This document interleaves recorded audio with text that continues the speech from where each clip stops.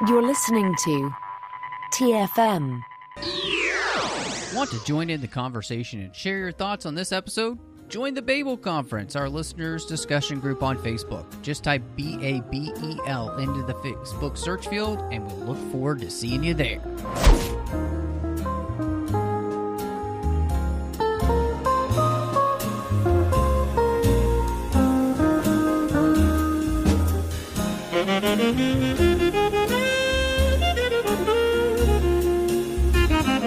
Hello and welcome to TFM's local watering here on Mos Espa. I gotta say, the sanctuary has been rebuilt and it's looking fantastic. And I am just one of your hosts here, Matthew Rushing, and with me, as she is every single week, the one and only, I guess now Twi'lek.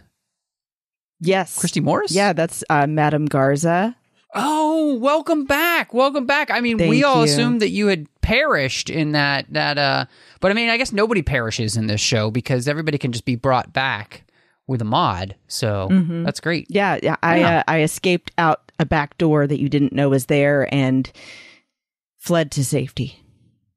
I'm really glad that's the case. I was actually very worried. My favorite Twi'lek since Aayla Secura. How could they kill her? And apparently not dead, so that's great. And with us, because of course we're going to be talking about the Book of Boba Fett, the one, the only Jedi Master, John Mills. I'm just thinking, you said Twi'lek, and it's like I view that as like an MTV show like Cribs or something like that, right? Where you Twi'lek somebody. Yeah, that's it. And somebody's a Twi'lek at the end of it. Yeah, I like this. Oh, my goodness. Well, we are excited because Boba's back in town. Boba's back in town. Boba's back in town. Right? Uh-huh. Yeah, come on, guys. It's exciting. Anyway, we're going to be talking about, like I said, the Book of Boba Fett. Before we dive in, huge thank you for everyone who's listening. I hope you'll enjoy the episode. But maybe you didn't know you can find us wherever you get your podcasts, which, I mean, if you're listening, you've found us somewhere where podcasts are. But make sure you're subscribed so you'll get the shows as soon as they drop. You can also find us in those places where, you get podcasts. You can sometimes leave a review or a star rating, like in Spotify or Apple Podcasts, and we would really appreciate if you would do that. In fact, if you give us a written review there on Apple, we'll read your review out on the show. You can also find us on Twitter at the 602 Club. We're on Instagram at the 602 Club TFM. You can find us on Facebook at facebook.com/TrekFM. There's also a listeners-only discussion group. You can talk to listeners from all over the world. And that is called the Babel Conference.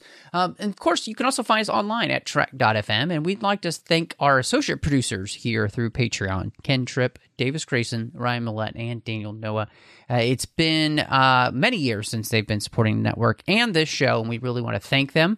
Now, if you like things here on Trek FM, all the shows that we're doing, and maybe you'd like to see more shows happen, or you just like to see the shows that we have continue, well, to make that happen, you want to go to patreon.com/TrekFM and be part of our team so that we can continue to bring these shows to you. Now, both of you are Star Wars experts, and one of the things I wanted to dive into this because I've had many conversations with people about this show as it has been going on, and now it's finished, and we're going to talk about the whole thing. But one of the most interesting conversations that I have had with people has been about the structure of the show. And obviously, we do it episodically with Disney Plus, so we get one episode at a time. And that seemed to work for The Mandalorian very well. People didn't really complain about it, except for the fact that you just wanted the next episode out. But I felt like maybe the Book of Boba Fett, that didn't quite work as well for people. And so I wanted to ask you both what you thought about the structure of the show.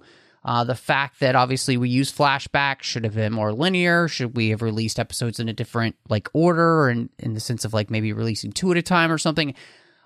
Or did it just work for you? No, I definitely think that there was a rhythmic problem with the show.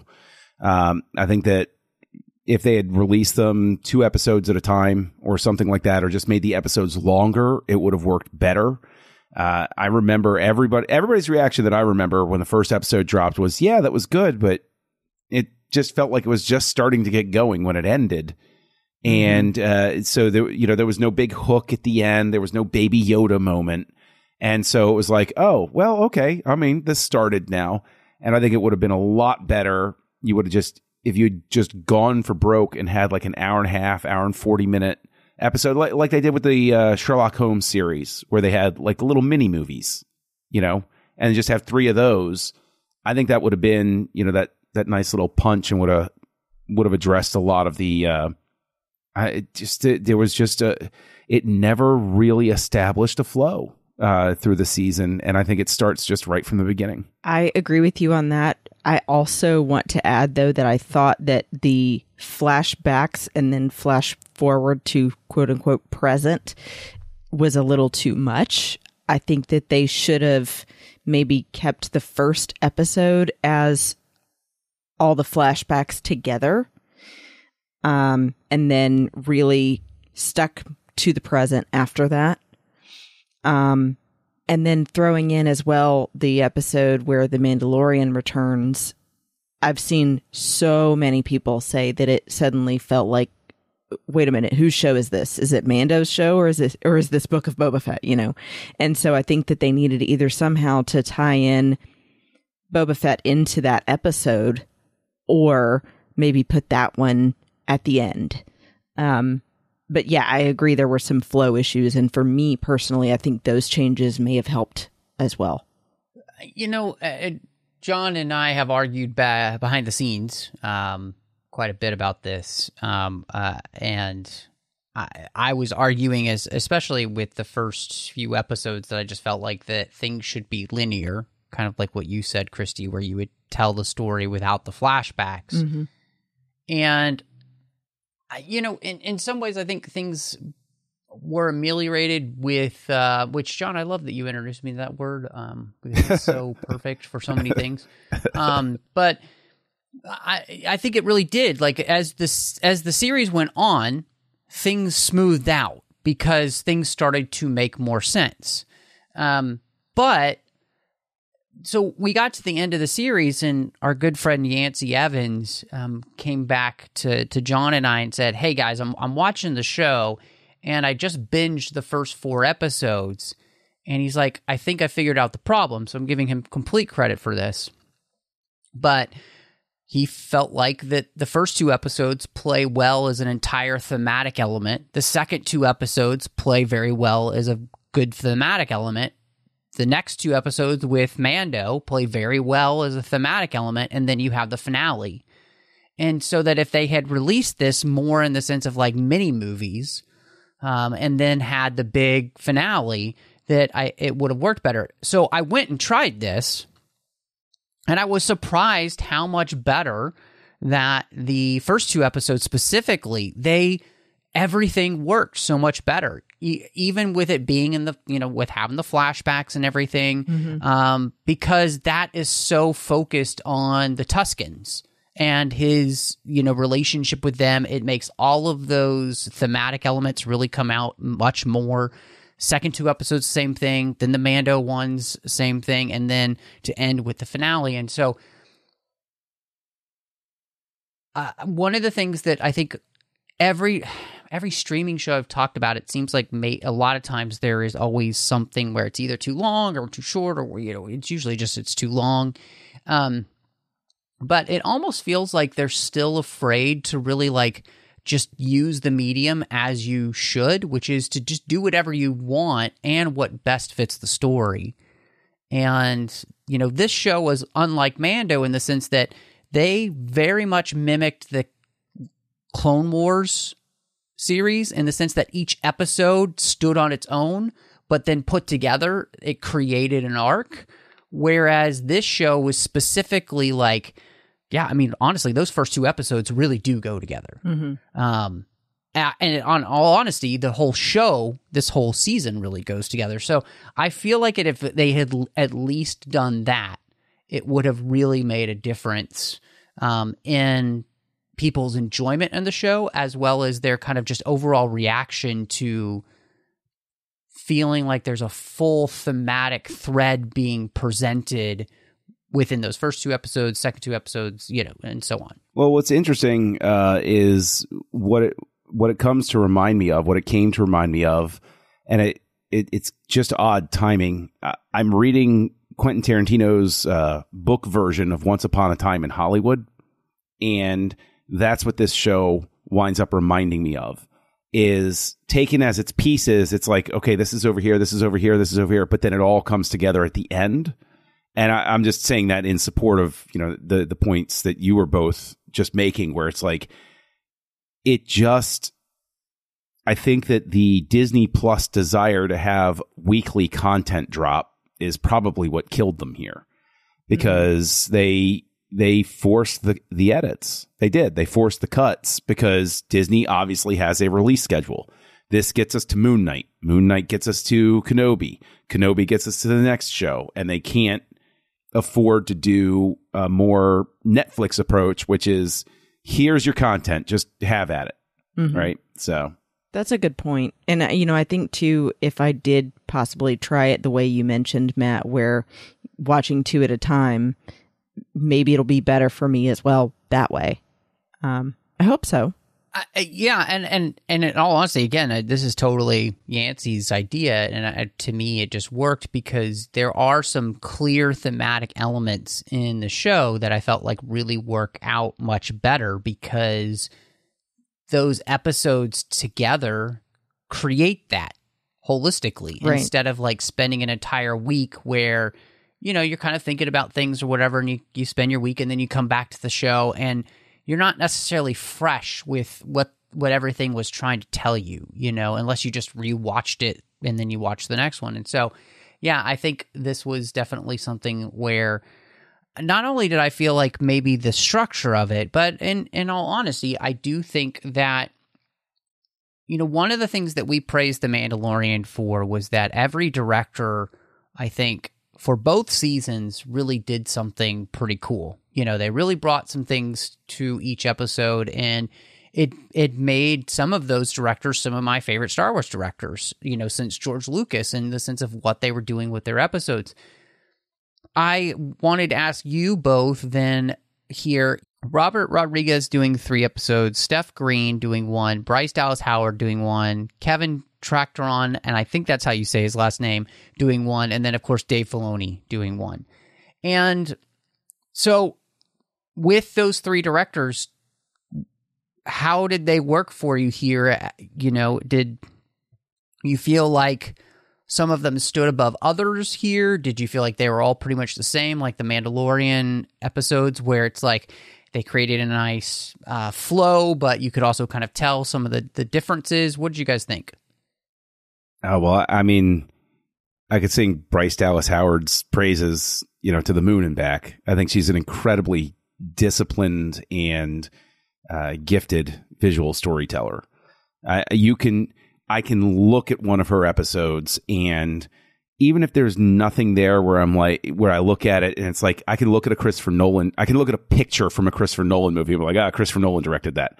Might not be able to get there yet with Howard, but I can definitely tell that there's somebody who has a really disciplined hand at storytelling. She knows how to keep you engaged from beginning to finish, and exactly what rate to deliver the information and frame the shots. I think she's an incredible director from what we've seen so far. I think that Filoni pushes the envelope with something special. And I'm sure we'll talk about what happened in that episode and everything. Rodriguez, I struggled with as a director for this, because Rodriguez has a very distinctive visual style, and I don't think it lent itself to the strengths and weaknesses of the volume. I would not be the first person to offer criticism of that speeder chase through the town square. It was not particularly well put together. It was not shot in such a way that conveyed actual motion. It looked like tricks I used to use with my friends when we were shooting stuff to make cars move when we were in the backyard. Like, it literally looked like running by with a video camera. And, I'm not saying that to take anything away from the very talented people, but they bit off a lot. and it just seems like it was more than they could chew with that specific sequence. But I think that Rodriguez he's very good at action. I think that he is typically got a good eye for certain types of shots. I've enjoyed his movies, but I think he's the reason why I really want to give this, watch 2 episodes at a time thing a chance, because his episodes were the ones where I just didn't feel like they were visually successful. And I don't know if that's because of the manner, like he's in a new environment. This is something he's not necessarily comfortable with, in which case, kudos to him for stretching out and trying something, really unique and growing. But I don't think it was terribly successful. I think that you can see a marked difference between episode 1 and episode 2 and episode 3 and episode 4. Like, you just look at those and it's like, wow, they just look and feel and are paced completely differently. Yeah, I would say my least favorite episode was actually Kevin Tancherowan's episode number 4, because it felt the least like what we would have seen in Tatooine on a regular basis. I'm speaking specifically about the surgery of Fennec Shand. That whole scene, just to me, it felt like the direction, the music, the style of things in that room being so clean and bright and shiny was not Tatooine. And so I really, it just kind of took me out of things, and I feel like it was seemed even tone deaf to everything else we've already seen from all the other Star Wars films of what this world is supposed to be like. I will say, in contrast, though, my favorite was Bryce Dallas Howard's episode. And it's funny because I've seen that same thought process of like the comparisons between directors from other fans of, you can tell immediately it has a familiar feel to the episode she did for Mandalorian. And you think to yourself, oh, I really like how this one's going. I wonder who directed that. Oh, of course. Right. Why do I like it? It's Bryce Dallas Howard. Or like Matt, we've talked about before. Why do I like it? It's Dave Filoni's work, Yeah. That's really interesting because I actually loved episode 4 of this show. I think like John, it's Robert Rodriguez's work here that I struggle with the most. And I would say the worst offender for me is even above, it's the finale, in the name of honor, and the Streets of Mos Espa that are kind of tied. And part of it is because, and John, I think you rightly called this out, is that his action does not feel as well planned out as the other directors have, from The Mandalorian to this show even. I mean, when I think of like what Steph Green does with the Tribes of Tatooine, with that, everything they do, and even though they're pushing the boundaries of what you can even do in the volume with the train chase, right? The action always felt really well choreographed and planned out. And it almost just feels like a lot of the action that we're getting in the Rodriguez episodes, especially with episode 3 and then with episode 7, it feels all very haphazard, and it's almost like he's just like, oh, you run here and you run here, and we'll just kind of put things in and post or whatever. It just never felt as directed as it needed to. And I don't, like you said, John, I think it might have come down to like, at least Filoni and Bryce Dallas Howard, I think, have an incredible understanding of what the volume can and can't do and how to do it really well, so you can't tell that there's any like trick being played on you. Whereas in a lot of what Rodriguez was doing, it's like I almost felt like I could feel the volume, which is what you don't want. And so, yeah, he didn't work as well for me, and I would be thankful if he's not involved as much with Star Wars direction moving forward. So Bryce Dallas Howard can direct whatever she wants in Star Wars for the win. I mean, and Dave Filoni is Dave Filoni, and enough said. So yeah, I found it interesting. It was actually odd to me that Favreau didn't direct anything this time. This is something where I thought Favreau would have had some sort of vested interest and would have wanted to do an episode, and so I don't understand why he didn't. It just seemed like an odd thing. I'm sure, hey, let me call him up. Hey, John, come on, let's talk, you and me. No, but like. He's a really busy guy. He's all of this stuff, but it just seems like something he would have gone an extra length to do because this would have been a pet project of his to be involved with since he wrote it, right? And it's like, it just seems odd that his absence was felt. Let's put it that way. Thank you. I'm glad you mentioned that because I was also very shocked to not see him on the list. He just seemed like the perfect person to direct one of these episodes because I know Boba Fett is a passion for him, right? Like one of the reasons for doing the character of the Mandalorian is he was inspired by his love of Boba Fett and his idea of like, let's do a show where we're basically just pulling out our action figures and playing together. Like which is I also think one of the reasons why the Mandalorian was so successful, right? And when the Book of Boba Fett is its most successful, that's what the show kind of feels like. And I think, we'll get to it later, but I think it's also one of the reasons why I wasn't so upset with them bringing in like Mando and all that stuff, because that's what you do when you're telling those type of stories is you just, we'll bring this character in, it's literally what it feels like. So, that's a good point. So, okay. Definitely think we could probably continue talking about that. But we have so much else to cover, and I feel like maybe we should just get to our main character of the show, since it's called the Book of Boba Fett, and we've got a bunch about this character that happens in this series. And first, it starts with his return, and apparently Parks and Rec was right. Yeah, it's odd because that. With the way that the show went, I expected, especially since it was leading into flashback, more about the missing time of Boba Fett's life.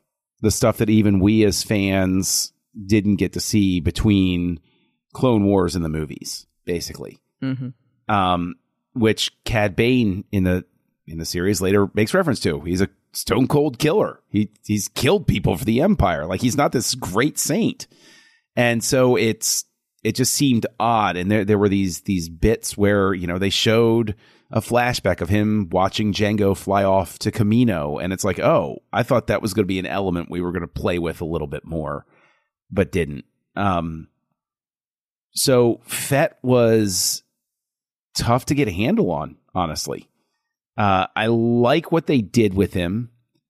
I like where they went with his time with the Tuskens and everything. But I do actually kind of agree with Temuera Morrison that he would have been even more interesting with less dialogue. Like if he had more of a chance just to be that stoic, non-communicative type of person. And then, Fennec Shand did all of the talk. Like somebody would come up and they would both be sitting there and Fett could just like look at her and she'd be like, yeah, Lord Fett feels this way about it. That so that she's the mouth of the organization, sort of thing. So I look forward to going back and rewatching the show again. I liked stuff that they did with Fett, but I was having a hard time getting my hooks into him. With the way that the show was being presented. I felt the same way. I think that we all initially were very used to him being that stoic character of he's rarely ever had anything to do, other than standing there and looking cool. And so it was disorienting at first having him talking so much. And even seeing his face, he, like Mando, always had the helmet on. So I thought that was interesting that they did those things with him this time, but I think it was needed in a way because how else are you going to get to know him on a deeper level? And And so, I mean, on the one hand, yes, sometimes I did feel like it was a lot of dialogue and maybe could have been drawn back a little to give him more mystery still. But I did like the turn, basically, that they had for him of he's realized that he couldn't subsist on his own forever and built these partnerships where he's not necessarily become a good guy, but he's not all bad anymore either. And he's just realized that there's more that he wants to live for. And I liked that turn for him. One of the things that I'm really glad that I did the rewatch was I do feel like, especially watching it in the way that I did, you know, his motivations really become a lot clearer. The connection, like John, you were talking about, of seeing him on Camino as the kid, you know, whose father is leaving and he's alone, right? He's literally alone. And then kind of thinking back to where they had him in the Clone Wars, where he's trying to kind of find his place. You know, he spends time with Aura Singh and her group, and then he spends time with creating kind of his own gang, and he seems to always be trying to kind of find a family, right? Like, because he needs something. And yet at the same time, he is living in this life which is very self-centered, right? Everybody's out for themselves, no matter how much of a team you're a part of. And so I thought it was kind of beautiful how, you know, he talks about how the Tuskens, you can only get so far without a tribe. And he learns that, you know, that you can't live life completely alone and for your own benefit forever. Otherwise, you probably end up dead. And really enjoying the fact that even that lizard dream, you know, when he breaks the branch, it's almost like him choosing to like break the cycle of loneliness and this desire then, which he says to Fennec, which is, I'm gonna be a Dawn, basically. I'm gonna start a family. I'm gonna start a crime family. And like, she's like, what do you know about starting a family? He's like, well, it's better than being alone, you know, basically. And so I think a lot of that really worked. And then there was this beauty, too, of his time with the Tuskens, really teaching him the willingness to be taught as well as the willingness to learn. And so that he's teaching them, they're teaching him, and it's this beautiful kind of reciprocal nature of what it kind of means to be in a family and kind of learn from one another and grow. And, you know, he teaches them a bunch of things, and unfortunately, because of everything that happens, obviously it leads to them being murdered, but they were in a much better place, honestly, because of what he was doing, and he was in a much better place because of what they were doing. And so I think all of that was really interesting. And, you know, I think the one thing that might have, if I could have, you know, had anything to do with this, I would say a little bit more tweaking would have helped, is just to give maybe one more beat as to becoming the godfather of a different color, right? Like, you know, he's seen all of these crime lords use people consistently, like he says to Fennec too, like, you know, I'm tired of people like us being sent to do jobs that really don't need to be done because they're not thinking. And so just giving slightly more to that, I think I'd be great. Even in the rewatch I did, I still felt like there could be just a little bit more of that, especially around his like rejection of spice. Because obviously spice leads to the death of the Tuskens, but it's like, I feel like you just needed to drive that point home a little bit further, because otherwise, unless you've seen The Godfather Part 2, you don't necessarily understand really his motivation, which is to say, no, basically, we're not doing cocaine. We're not doing that. We're not doing cocaine, and we're not doing women, you know, and we're not doing children. Like, that's not what we do in this family.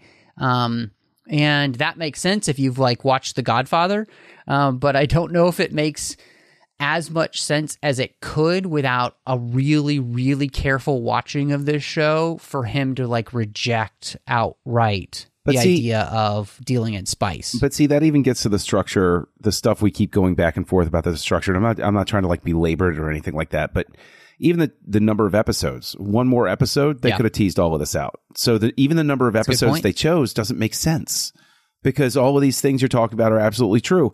There were a couple of different passes as well, like tying Cad Bane a little bit more into the tragedy with the Tuskens, tying the Tuskens themselves more into things. Where I thought this was going by the end of it was that he wasn't just going to show up riding the Rancor, but he was going to have Tuskens with him. And that was going to be the declaration at the end of the show was there's a new family in town and it's my family. And it's the family that lived here before you got here. And so you're going to cut them in on the profits because you owe them.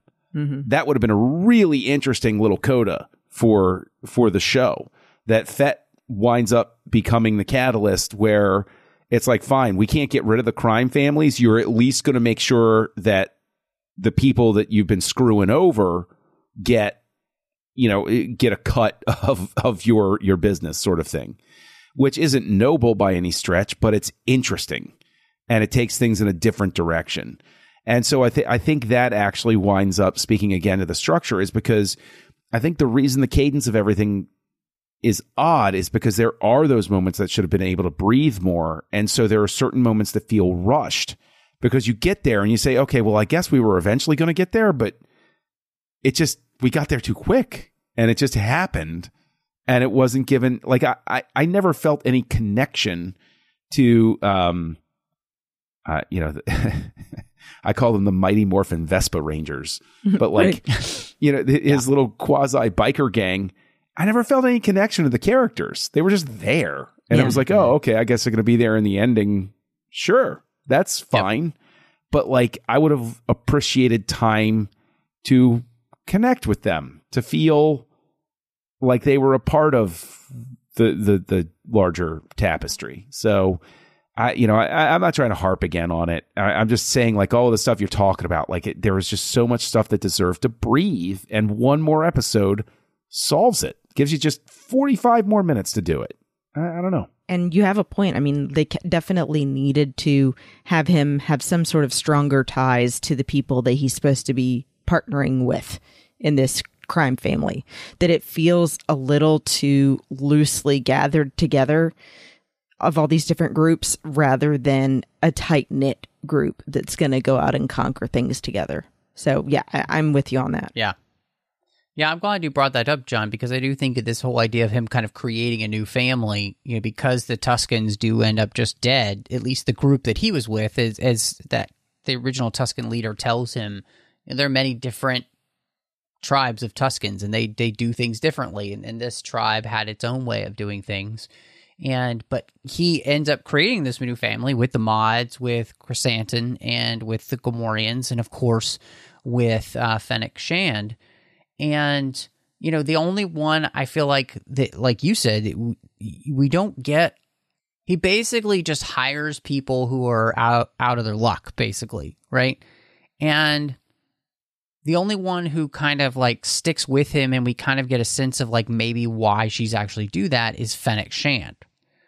They have this adventure together, and I think she sees in him maybe something that would be interesting and staying around with, and mainly too because I think he makes her rethink the idea of like that loyalty means more than just credits. But even that, I think, is one of the things that would have been nice to have spent even a little bit more time with.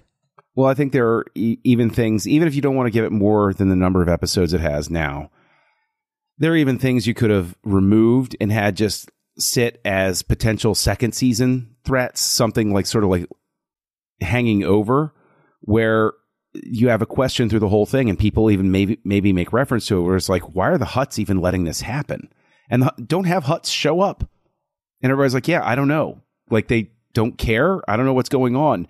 And so you could have this whole thing play out, and hanging over it like a cloud the whole time is the Hutts just haven't gotten involved yet. And then maybe the end of the episode is like, hey, congratulations. It's our territory, though. And then all of a sudden you've got this big hook at the end of the season where all three of us are sitting there going, oh, yeah, there's going to be a second season and the Hutts are mad now. Mm-hmm. Right? Instead, the Hutts are like this leverage to, and I will never get the name right, chrysanthemum. Yeah, chrysanthemum, whatever. That's fine. But they introduce Chrysanthemum, and it's very staccato. And there's even a moment where Chrysanthemum breaks in and like drags him out of the back of the tank and beats the snot out of him. The whole time I'm sitting there, I'm like, where is everybody? How did the Wookiee get in here? Nobody noticed, right? Are there no security measures here? But is just having his way, just like toss him around like a rag doll, and then gets captured. And it's like, and that's it. And now we'll work together later. And it's like, wait, what? Like, there's not even like the de rigueur. I beat the snot out of you instead. I humiliated you in battle, and now you're going to respect me sort of angle that goes with it, right? That that's the story beat that you really expect in this sort of thing. And so it's just like Chrysanthemum literally could have just been introduced sitting in the bar and sitting there and causing trouble, and then Fett walking in and being like, if you're looking for something to do, we've worked together before. And it's like, that's all you needed. And like, you freed up all of this story time earlier that doesn't seem so wheel spinning, I guess you could say. Yeah. Well, and you did mention something, and the idea, and we talked about this at Aggressive Negotiations, John, about the idea of the mods, and not a bad idea, obviously, that there would be people in the Star Wars galaxy who would want to do this, and we've seen evidence of that with, people like General Grievous and stuff like that. They have legitimately chosen to mod their bodies because they think it's going to make them better, stronger, faster, all these things, right? I just think, and I didn't even have a problem with them having brightly covered speeders. Oh, I did.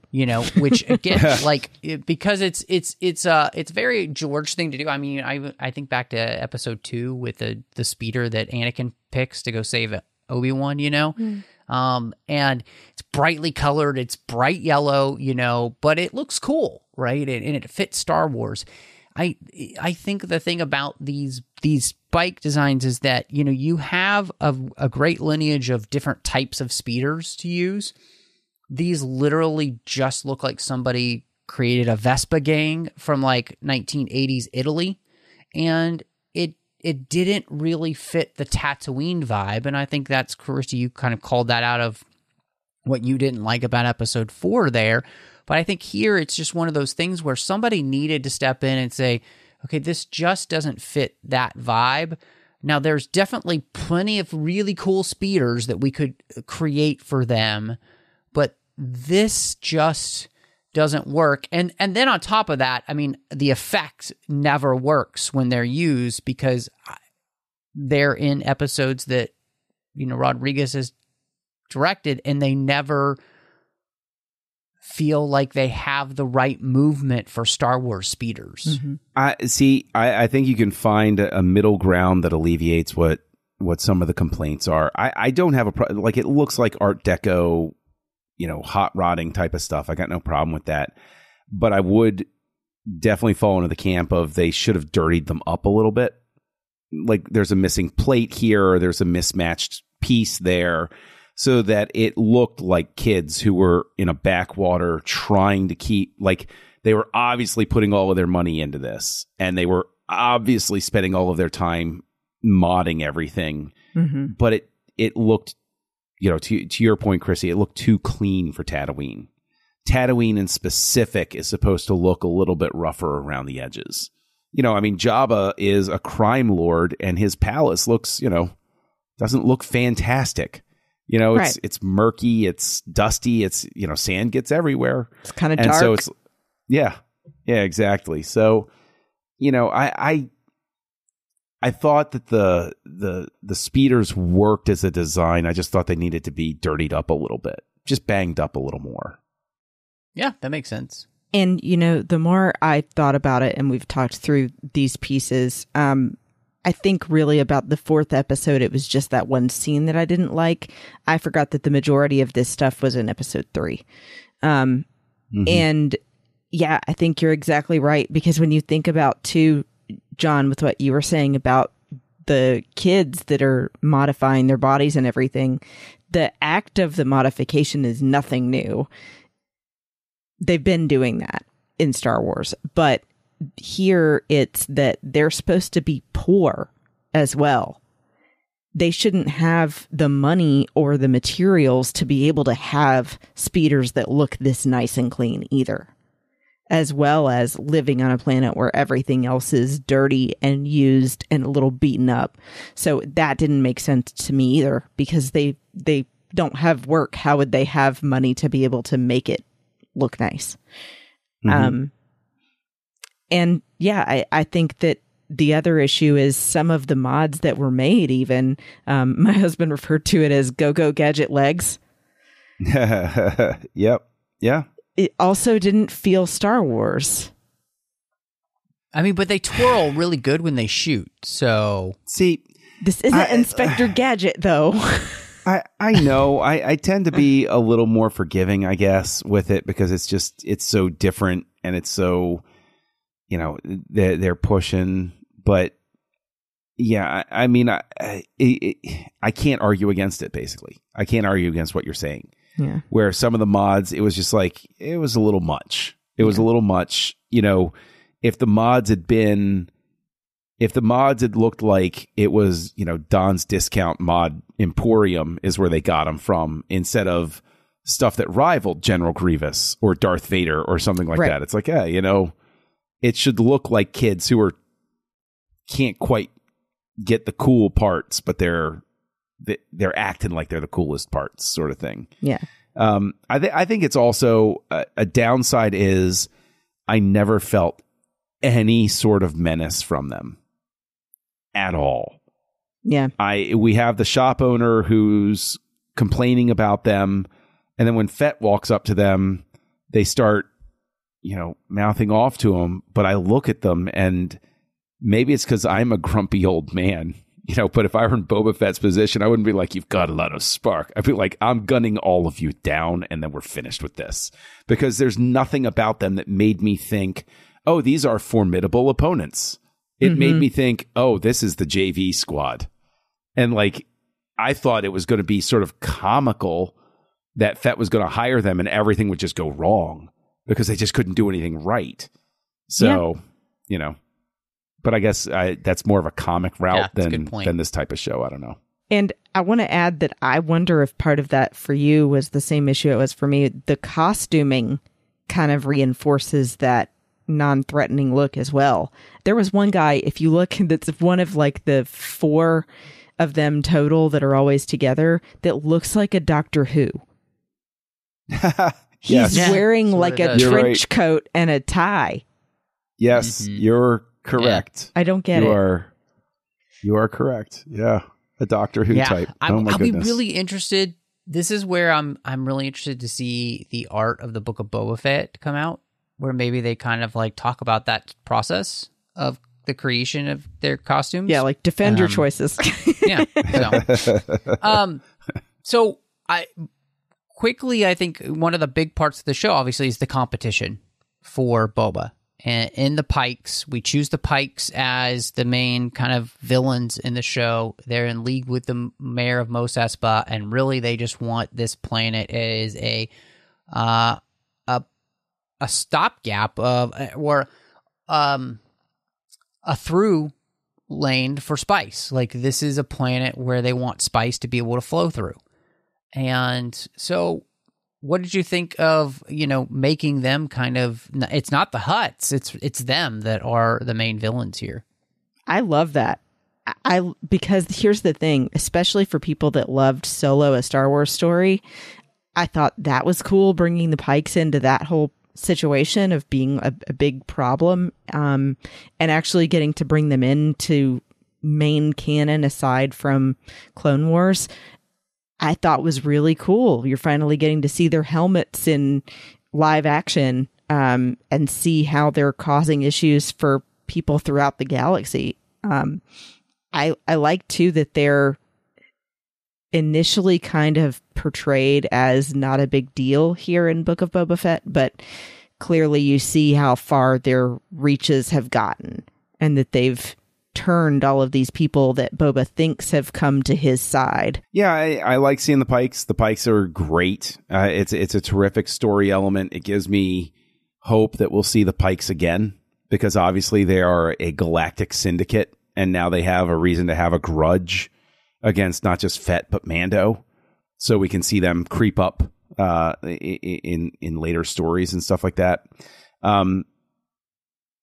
And I thought they were interesting, especially the way they were portrayed. Like it just gave more, more substance to the Pikes and really helps flesh them out. And it's the same reason Mando, I like the antagonists in Mando, is it's not just the Empire didn't really die. It's, there are Imperial elements, but there are criminal elements. There are all of these different elements fighting for supremacy in their different little sectors of the galaxy. And Tatooine, in the absence of Jabba the Hutt, it's Hutt space. So the Pikes being there is interesting. Again, I think it would have been nice to speak to how the Hutts weren't quite sure how to play it. And then if Fett wins against the Pikes, then you have suddenly the Hutts sending a message saying, like, thanks for taking care of our problem. We'll have our planet back now. Like, that's a really interesting second season to sort of explore.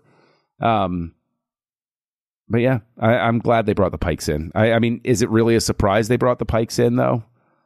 Considering Filoni has a hand in this, and we know that he will bend all that he can to start folding in the animated stuff into the live action. Mm-hmm.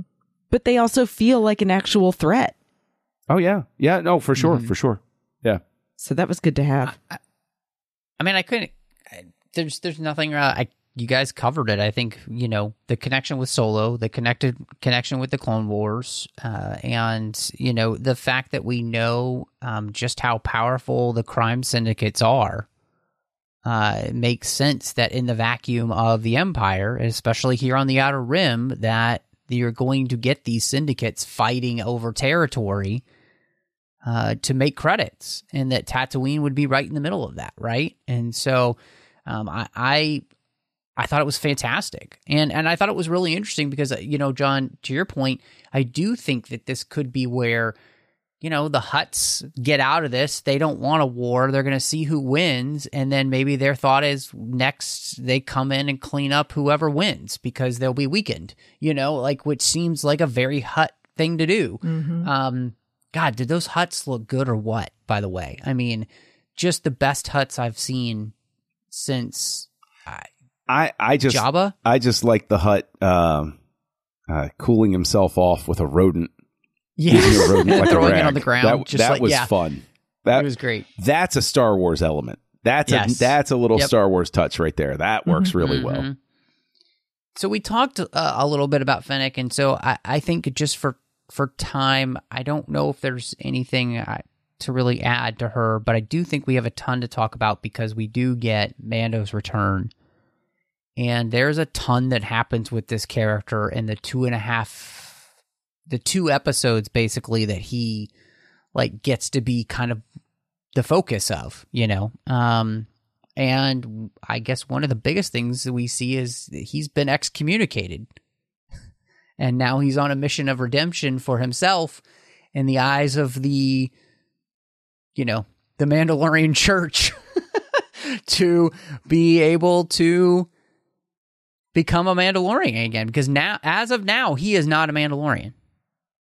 At least in the eyes of the Armorer and, Pav Vizsla. He's a Mandalorian. He's just not, Children of the Watch. One in good standing with the church?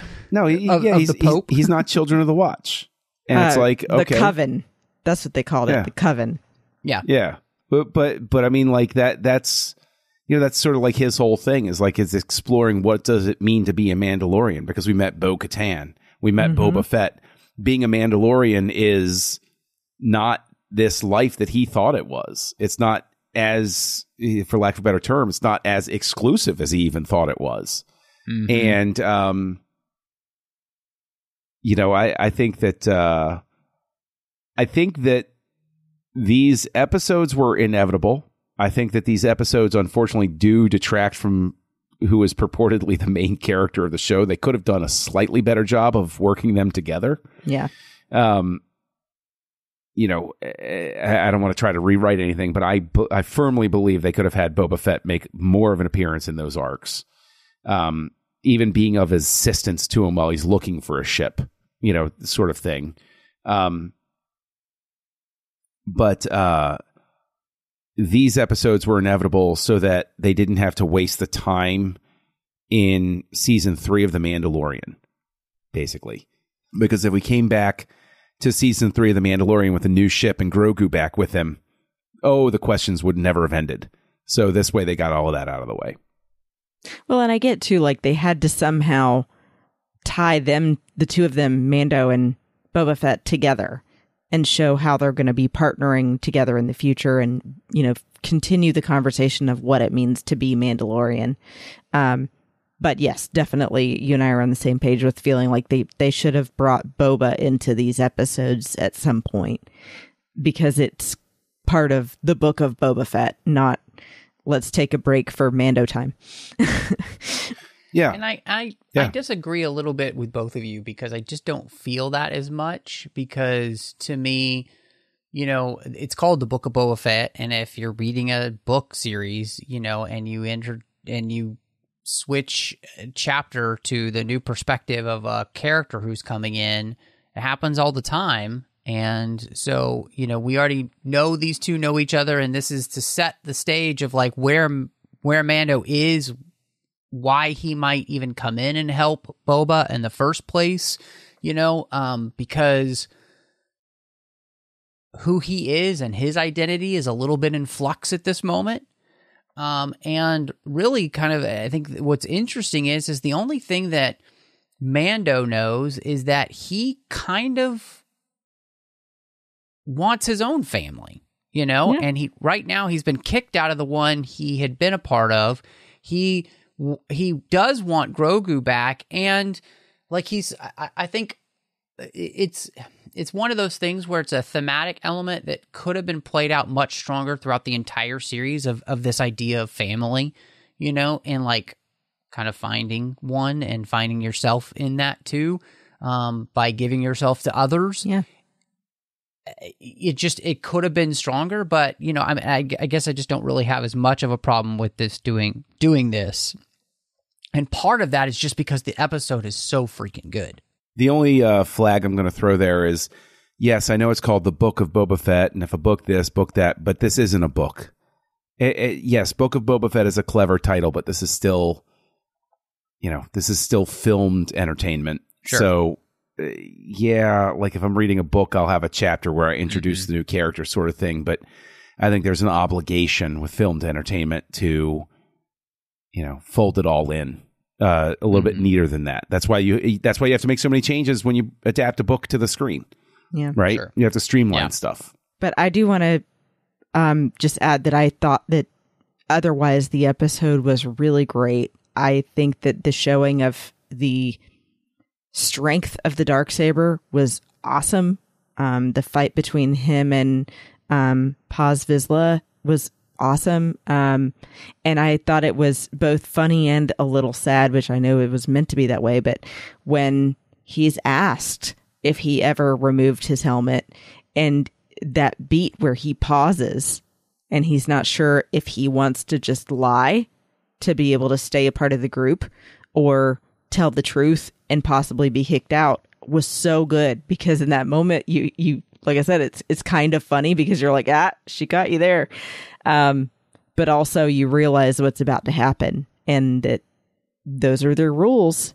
Where's he going to go from here? Was really good.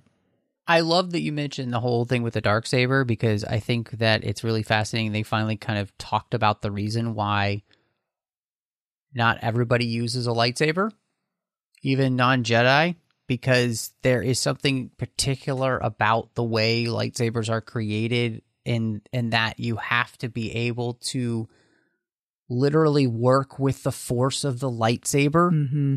And if you're fighting against that, then you're not going to be able to use it well. It's just, and what I really loved, especially in the rewatch, is realizing that it's because Mando is so conflicted over himself. He has no center right now. He doesn't really know who he is. He's lost the thing that he himself became very attached to, and he's kind of adrift. And so, I mean, he has no ship. He barely has a job, in the sense that, like, he's still bounty hunting, but he's like taking star cruisers everywhere. Like his life is kind of in chaos, and that kind of comes out in the fact that he can't find peace with using the lightsaber, because he's forcing it. Mm-hmm. And that's not, I don't mean the pun there.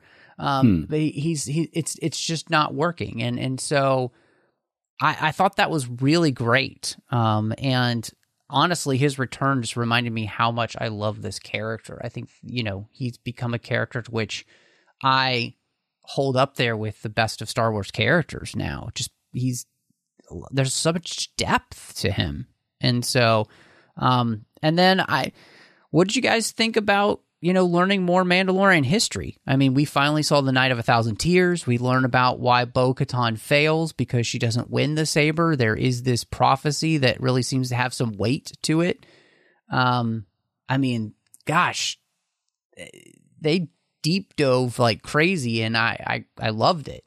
Yeah, it was fantastic. It was great. I love seeing, I mean, the TIE bomber is one of my favorite designs. So anything showing TIE bombers bombing stuff is, makes my heart sing. But, in all honesty, it was great. I love the fact that they fed a little bit more, that they didn't turn it into, a whole episode of history lesson, but just enough for you to say, okay, well, all right, now I have questions about other parts that had to do with that and other things, how that's going to tie into those sorts of things. And it made me, I thought it was a great teaser basically for Mando season 3, because I'm like, okay, they gotta explore this a little bit more. This is going to tie into whatever his mission is in the next season. Right. And also, I'm hoping for people that may not have seen Clone Wars, tell more about the Vizslas. Mm-hmm. Yep. And why there's that drive there for him to win it back from Mando. Yeah, I thought that was great. I loved getting to see the glimpses of the Night of 1,000 Tears.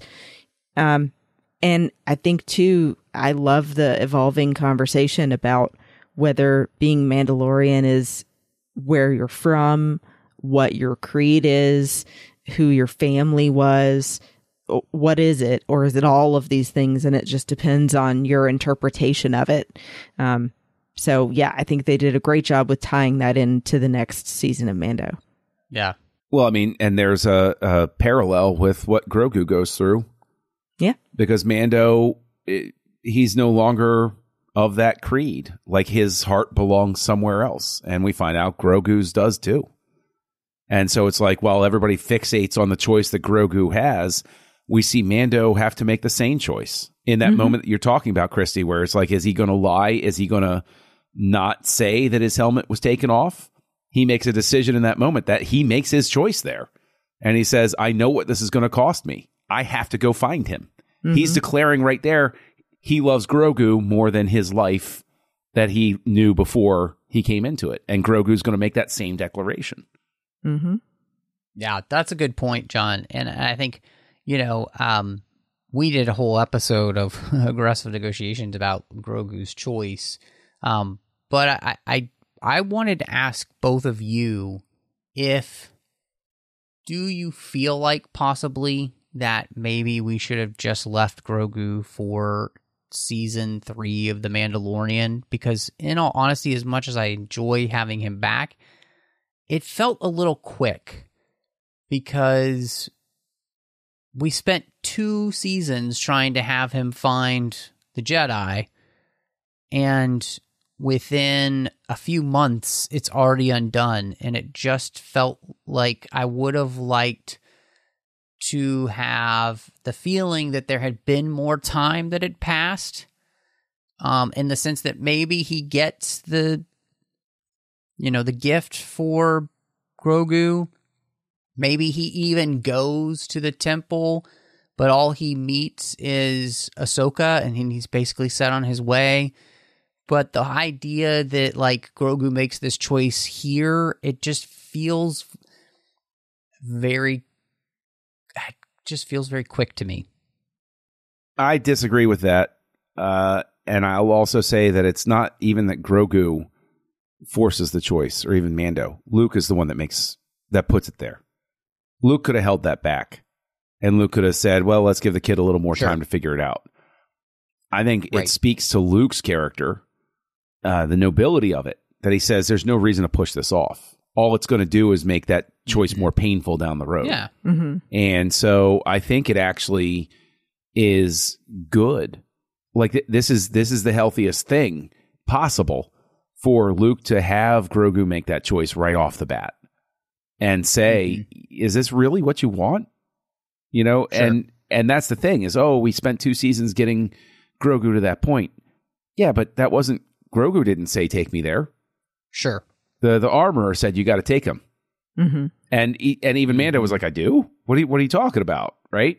But, so it was never Grogu's choice to begin with to wind up there. So I consider it a pretty logical end point, and I think we were talking about this on aggressive negotiations. I'm grateful for it because now I can compartmentalize and put Luke back there in the back of my brain and not even think about him in Mando season 3. I'm done with him. If they bring him back, great. If they don't, I'm done with that arc. I'm paying attention to this corner of the galaxy now. I don't care what happens on the rest of it.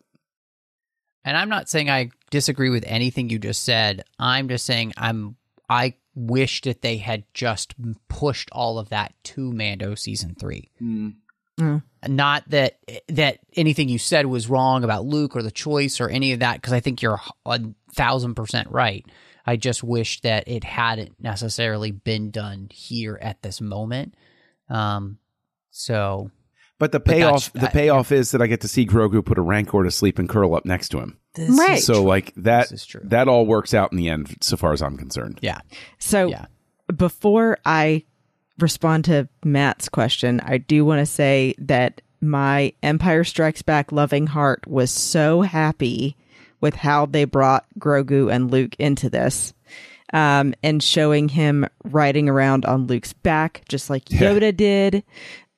Showing him trying to use the Force to lift things, and the whole, one frog versus 1,000 frogs moment. All of that was adorable, and also really cool to see how the two of them work together and how Grogu is learning to use the Force better. I did feel, like you said, Matt, that it seemed fast. That it felt like not much time had passed that Grogu had been with Luke before we're then taking him away. I do wonder, though, if maybe that was intentional to feel that way, because the phrase they kept using originally that the armorer said was taking him back to his kind, but not really explaining who his kind was. And, before we knew Luke was going to be a part of it, everyone really thought that it meant the same species as Yoda, literally his species being his kind. So I'm wondering if maybe that's where eventually this is going to go, instead of his kind being Jedi. Yeah, or it could just be that, in the end, when we're talking about this idea of families and found families, right? Grogu chooses the family of the Mandalorians and not the Jedi. Yeah. And we've seen other people do that. Ahsoka's not a Jedi. Correct. She said that. Mm-hmm. She's still a Force user. So, yeah. And, what I love too is the whole idea of like both Luke and Boba have had people tell them that they are so much like their fathers. And what I found really interesting is that Luke and Boba are trying to overcome the mistakes of their parents and be better and different people. And I thought that was really interesting that by bringing Luke in, you could actually mirror him a little bit with what Boba had been going through. And it works, I think, really well. So when people have kind of complained about those two episodes specifically and how they fit, it's like, well, thematically, they actually fit pretty well because, Luke himself is going through the same process of trying to figure out who he is and who he's going to be in light of the past, and trying to not repeat the mistakes of the past. So, I think that's great. And I gotta ask you before we leave this subject of Mando, the N1, should we call it the M1? The new starship? Well, what did you guys think of giving him a Naboo starfighter with an upgrade? Yeah, it was perfect. This is his move away from being a hunter. And the ship this is how you write a love letter to the fans. Right? Because everybody who's not a longtime fan will be like, oh, wait, yeah, okay, I think that's from the first movie or something like that. And then, the three of us sit there, we're like, oh, yeah. Yes, all right. It's an N1 and it's hypercharged. Oh, and look, they turned the droid socket into a Grogu seat. Yep. Cool. On board. Like, I think it's fantastic. Everything that they did with it was wonderful.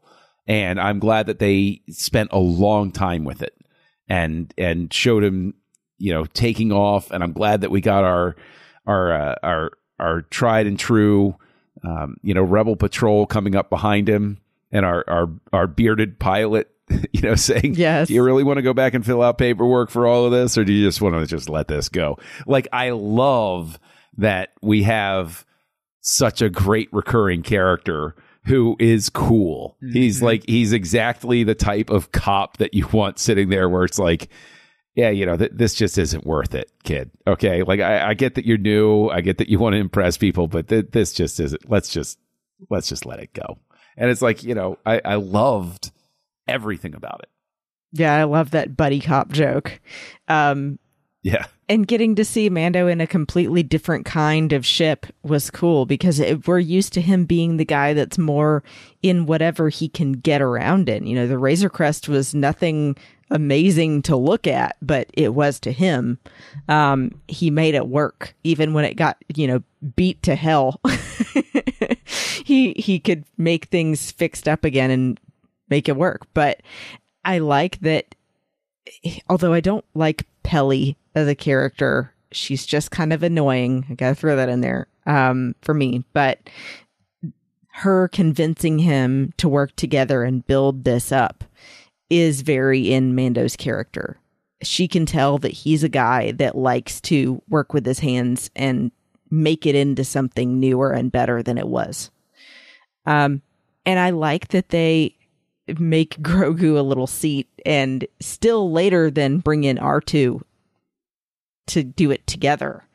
And I think my favorite moment probably of this whole season was actually at the end of the finale where he's tapping on the glass telling Mando to blast off again. Yeah. Yep. Well, see, because Daddy went from a minivan to a hot rod sports car. Yeah. So, he upgraded. Midlife Mando.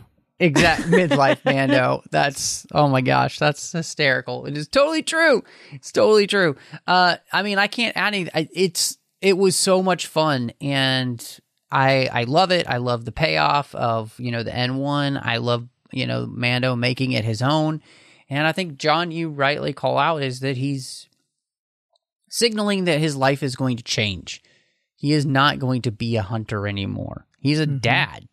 And he looks like he might be somebody who's going to be more of a freedom fighter, actually. And, or, somebody who's going to be more interested in freeing Mandalore itself for once and for all. So, and in that sense, creating a much bigger family, finding a way to bring Mandalorians back together. So super cool. I can't wait for that.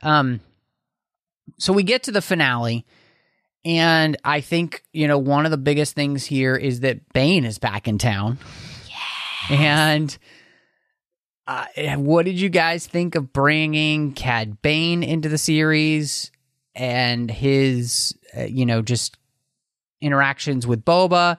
And do you feel like he's dead, or maybe might we see him resurrected sometime soon? If he's dead, I'm going to be mad. I just want to say I totally called it when my husband and I were watching this episode and you see the figure coming slowly in the distance. Oh, yeah. I was like, it's Cad Bane. And I was super excited. Yeah, no, there was no question. The second you saw that silhouette, it was like, yeah, that's definitely him. Nobody wears a hat like that in Star Wars other than him. True. I started giggling. My daughter was in the room. I started giggling. I was like, "Yep, all right."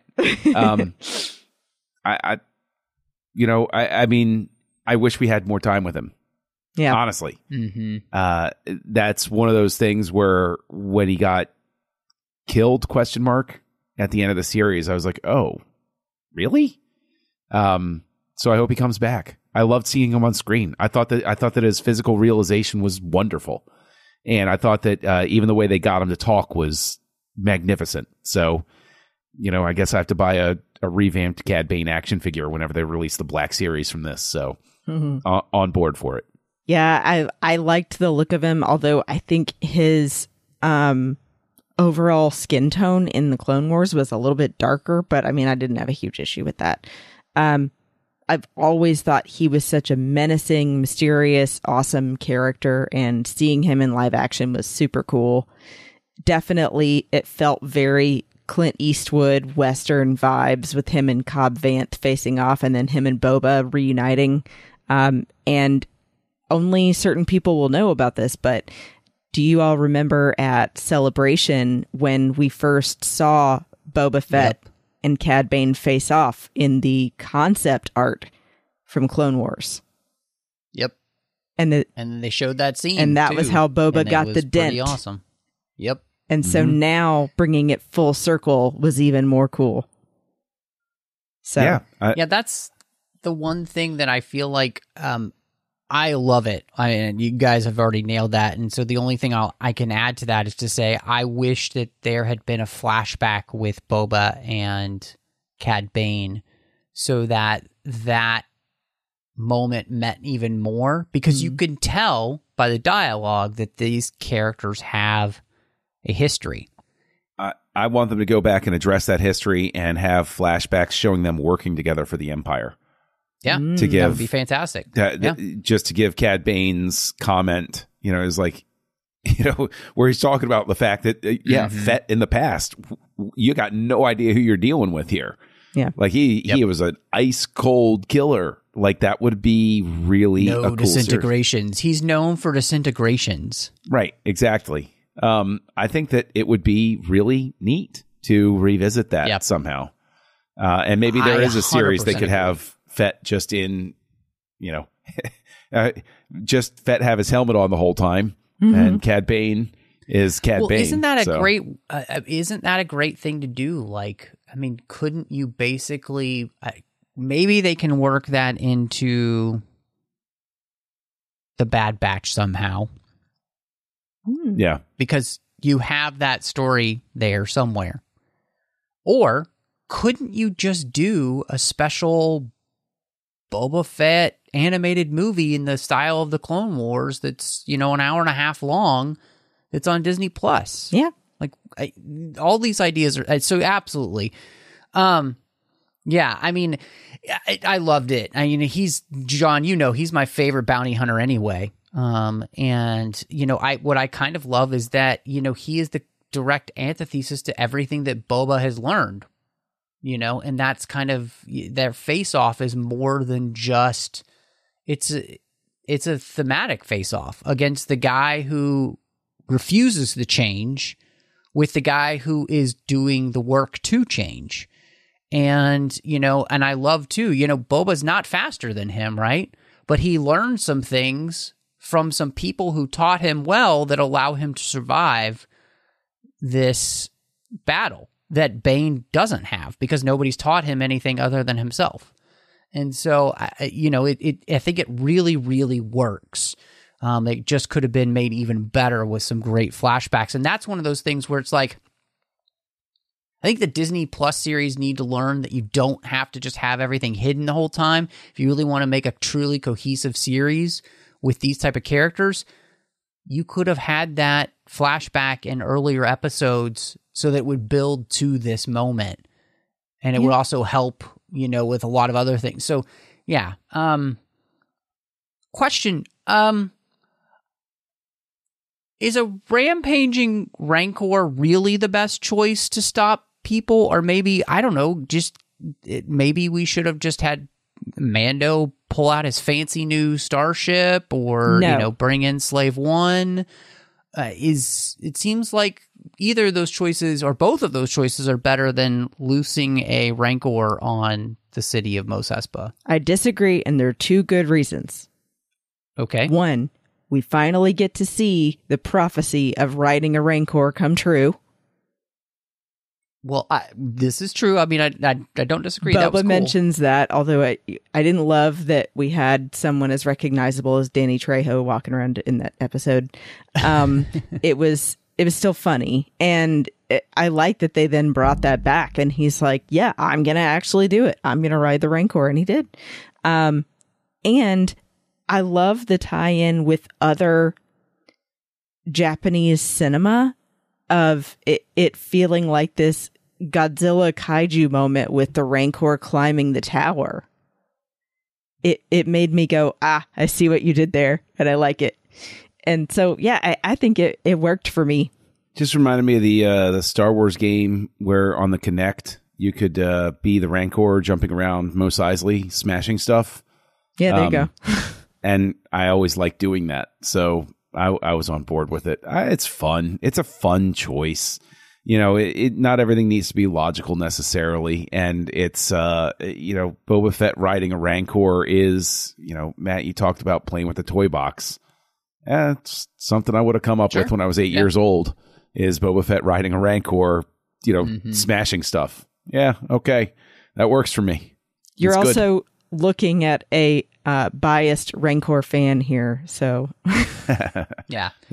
I think for me it was, and I get that they had tried, they'd done the work, kind of set that up, and I get all that. I just feel like it was indicative of the finale's lack of logic in a lot of places. When the Pikes are coming after them and they're all cloistered in, the hollowed out shell that used to be the Oasis or whatever it's called. Is it the Oasis?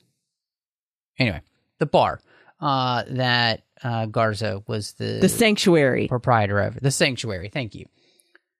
I mean, there's no reason they would send a bunch of guys after them. They would have just bombed it and been done with it. I mean, there's a few things there where it's just like I understand that Star Wars doesn't always have to be, like you said, John, it doesn't always have to be quite logical. Like in Solo, why are they using a train on this island or this planet to get things from one place? I don't know. Who cares? It's a Western, right? But this just kind of broke a lot of questions that if I'm making something, I feel like you should be asking as, okay, what's the motivation here? Why are they doing this? And the Rancor just became indicative of that. If you're really trying to save a bunch of people, is it really smart to loose a Rancor on, or to come with enough firepower that easily destroys, these droids? And so it was still very fun, and I'm not taking anything away from that. But I also just think this is a place where the direction loses me because none of this action feels really tight. So I was just frustrated in that. I'm also frustrated that they killed Madame Garza. The fact that you killed the coolest Twi'leks we've had since Aayla Secura pissed me off big time. So shame on you. Shame on you. And Cobb Vanth, guys, he's going to survive. Yes. Did you guys feel like that was a little cheap, or did you like that? I would have preferred him to show up at the end battle. And just had that Western sort of thing of I'm a little harder to kill than that. Yeah. Or a shoulder, he's got his arm in a sling or something. Yeah. Yeah. So he can't, I'm not as good as I usually am. I'm shooting with my left hand. Yeah. That sort of thing. I think that would have been a better ending rather than having a stinger of oh yeah, he's not dead. It's well, that felt a little forced. As opposed to, it just feels more natural, and it feels more Western-like to have the guys he's harder to kill than you thought. That's a cool ending sort of thing. Yeah. Yeah, no, I'm with you on that. But I definitely like that we got more of Cobb Vanth And Timothy Oliphant can play a Western character anytime. He's so good at it. I mean, if people haven't seen Justified, this is why they picked him for this character. I mean, he ain't as good as he once was, but he's as good once as he ever was. Amen. So, yeah. But I think, John, you're 100% right. Like, it would have worked better for me. I'm glad that he isn't dead because I do really like this character. Mm-hmm. And I do like Mando having an ally like that, where they truly see eye to eye on things, you know, like they truly seem to understand one another. They have the same sense of honor. I think that's really cool. So I'm glad he's not dead, and hopefully Bane isn't dead too. I'm with you guys on that. Like, I think it would be cool to have him maybe be a Nemesis again. So last thing I wanted to talk to you guys about was the fact that I'm sorry. I realized one big thing that we forgot to mention, speaking of things dying or not dying. The Sarlacc pit question was finally answered, and the Sarlacc was killed with a seismic charge. That was very cool. Didn't that make you happy? Yes, and for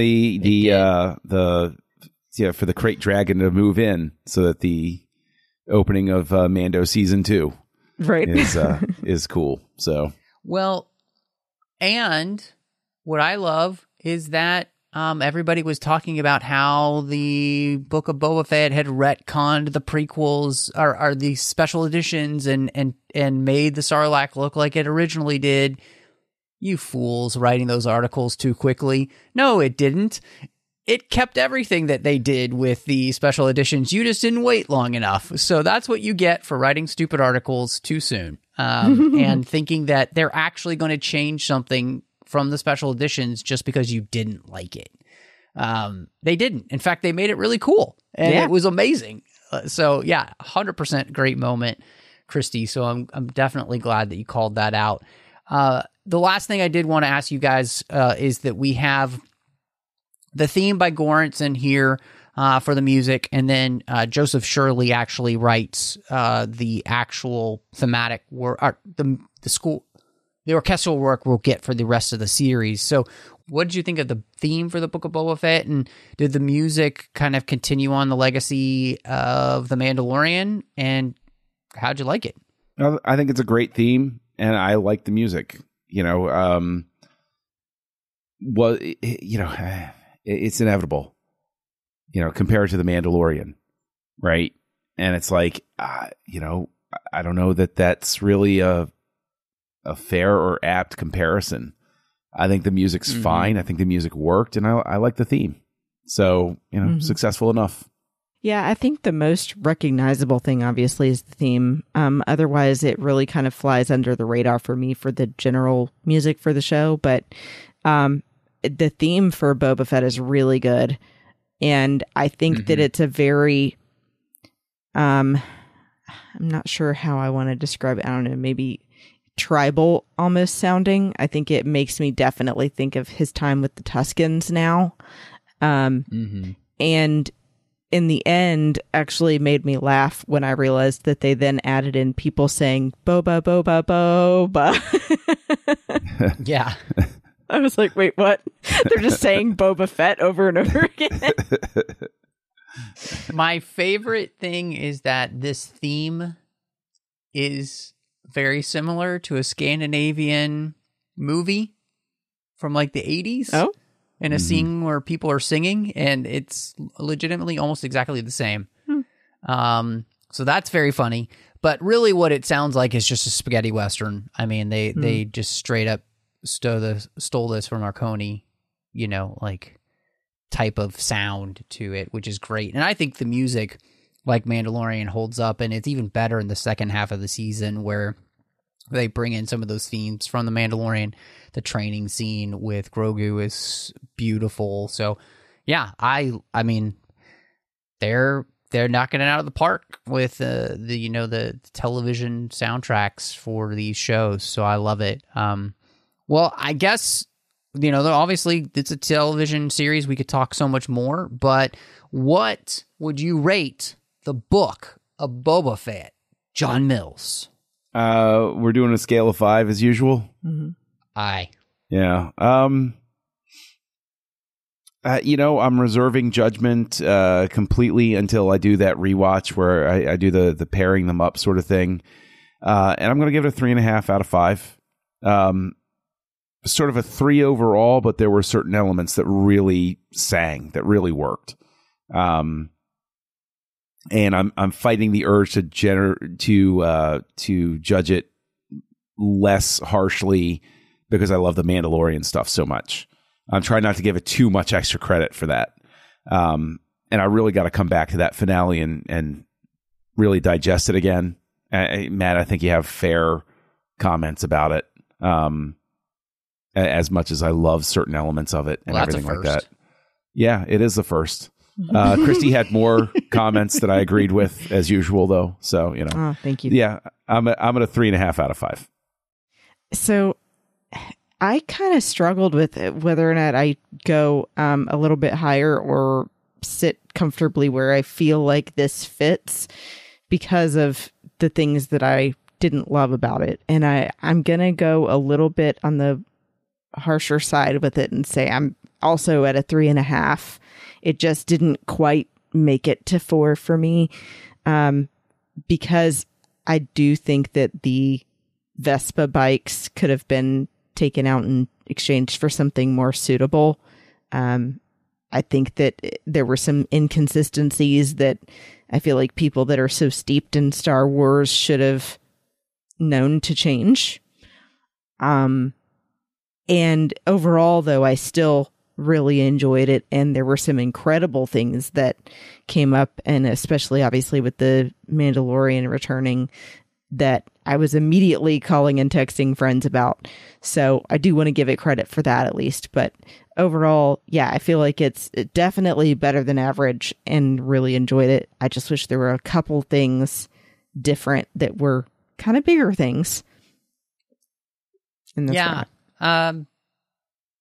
I am right there with you guys, actually.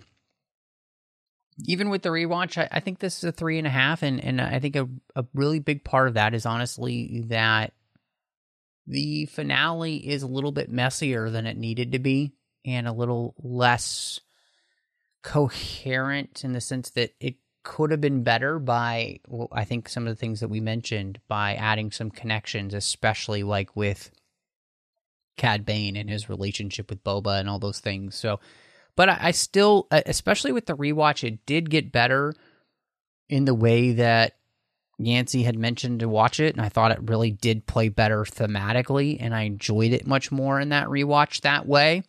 So, and there are just some absolutely fantastic episodes of the season, like the second episode, and the Bryce Dallas Howard episode, as well as the Dave Filoni episode. Those are 3 incredible episodes of Star Wars and just great Star Wars stories, regardless of how they fit into the rest of this. So, yeah, I mean, 3.5 out of 5, and that's above average, So that's great, and I think I'm just excited now for Kenobi and season 3 of The Mandalorian, as well as Andor. Bring it on.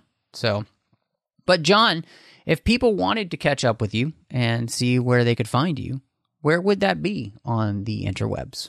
Just look for Kessel Junkie and go over to thenerdparty.com and look up 2 shows I'm on over there, which is House Lights is one of them, where we look at the work of directors. And you can also find me on Aggressive Negotiations, where I co-host with you, Matt, where we talk about Star Wars. And Christy, where can people find you? You can find me, of course, in Twitter and Instagram at Bespin Bell, and also in the Babel Conference on Facebook. And when I'm not here in the 602 Club, I do a show called Sabers and Spells with my friends Amanda and Teresa, where we talk about geeky stuff we don't usually get to cover. So I hope that you'll check that out on the Skywalking Through Neverland Network, Skynet, and on our social pages at Sabers and Spells. And excited to have Amanda back in the next couple weeks, Yeah. so you'll want to check that out. But you can also find me all over social media under MattRushing02, Twitter, Instagram, Letterboxd, Vero, all of those type of places. Here on the network, of course, with the 602 Club feed, where John and I also do Snyder Cuts, as well as Assembling Avengers, the bonus shows you can find, doing The Orb, Literary Treks, and Warp 5. The Orb's about Star Trek Deep Space Nine. Literary Treks about the books and the comics of Star Trek, and then Warp 5 is about Star Trek Enterprise. And when I'm not on Aggressive Negotiations over there on the Nerd Party Network, you can also find me with a closed show. It's a finished show did with Drea Kaufman called Owl Post, where we talked about every single chapter of the Harry Potter series, one chapter at a time. But thank you so much for joining us. And y'all come back now, you hear?